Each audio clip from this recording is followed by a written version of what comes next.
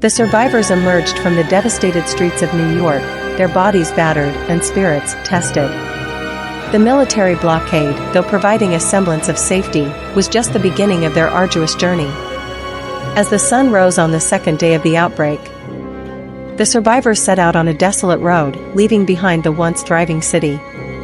Their immediate goal was to find a secure shelter, away from the infected and the ever-present threat of the undead. With every step, they remained vigilant, wary of any sign of movement or the telltale groans that marked the presence of zombies. The world around them had transformed into a haunting landscape, with remnants of civilization serving as stark reminders of what had been lost. As they traversed the abandoned highways, their senses heightened to the slightest sound. Their group consisted of diverse individuals, people who had never crossed paths before the outbreak.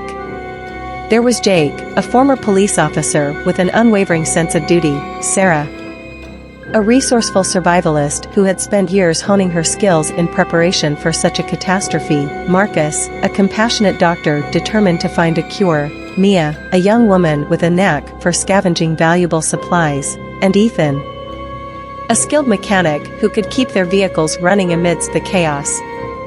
With limited supplies and constant danger, tensions ran high within the group.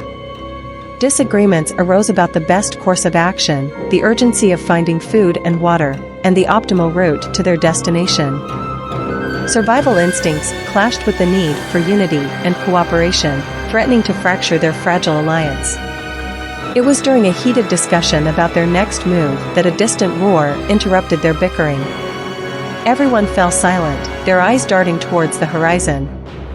A massive column of black smoke billowed into the sky, a testament to the chaos unfolding in the distance.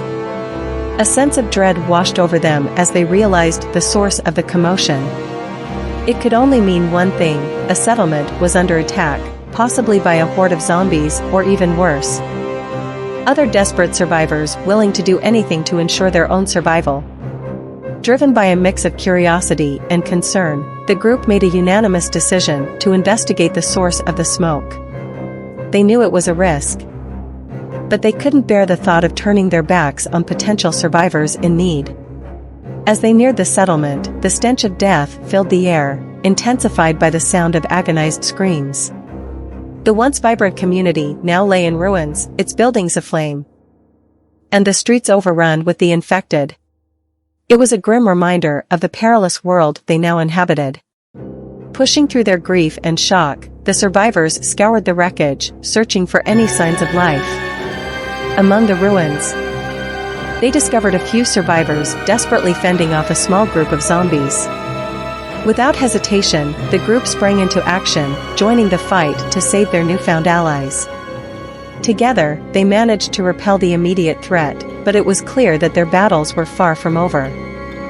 With the surviving settlers gathered, they quickly devised a plan to secure their escape and regroup at a safer location.